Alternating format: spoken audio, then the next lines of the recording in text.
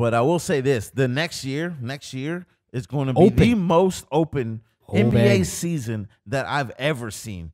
Well, I mean, for all intents and purposes, even when Michael Jordan went out for those couple years, Rockets stepped in and they won 2 in a row. That's right. And then of course Michael Jordan came back after those 2 years and he swept again, and then Lakers and whatever. It's always seemed to be dynastic when it comes to these seasons and the way they play it out. Even with Vegas come out and giving the Lakers with 3 players in the books, basically 3 players on the books. They gave them odds 4-1 to win the NBA championship. That's ridiculous to me. I mean, dude, trust me, do what you want to do, bet on them all you want, but that's a lofty odd. Me and Qual were having a conversation. I was telling him what's interesting about this is the exact moment that the Raptors won the championship, Vegas had already put the Lakers as winning the championship as the favorite. Now, this is way before the Anthony Davis trade. Right. So I was telling him, I don't like to get caught up in conspiracy theories, but what did other people know that we didn't know?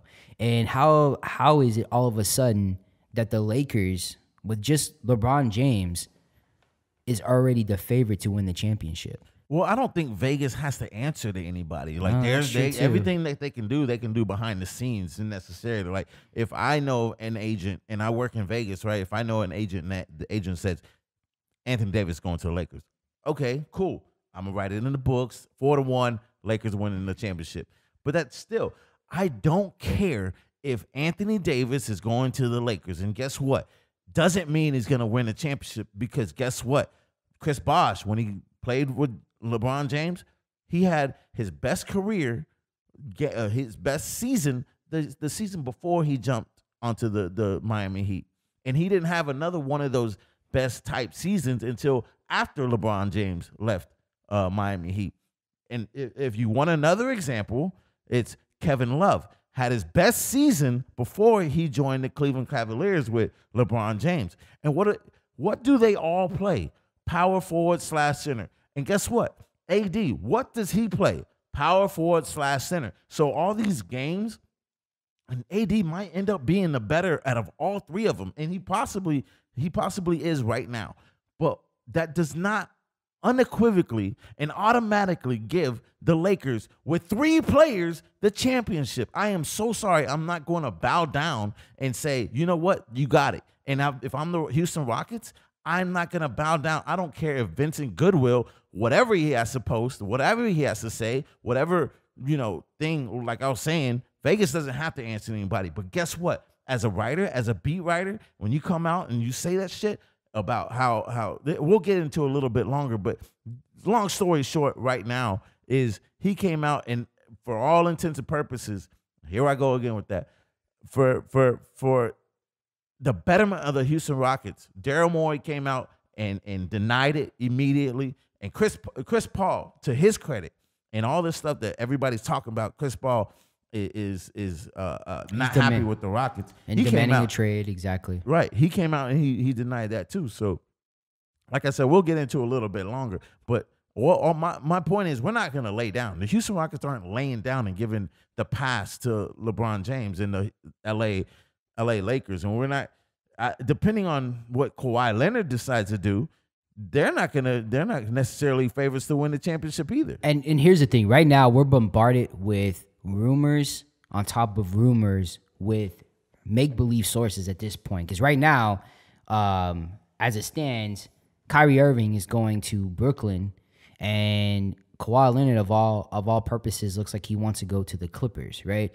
So I don't know if there's truth behind that. If it is, the Clippers still gonna suck. But I will say this. I did have somebody shout out to us, one of our viewers, let me know that I bring too much hate to the Lakers. I want to say that I really wish the best for all teams.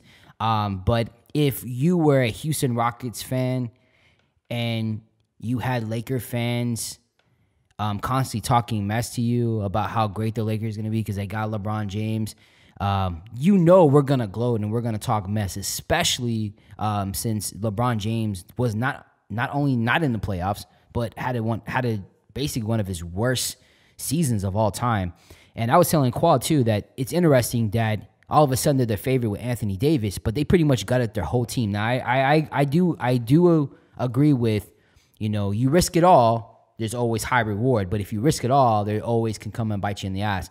Now, this is LeBron James at the end of his career, right?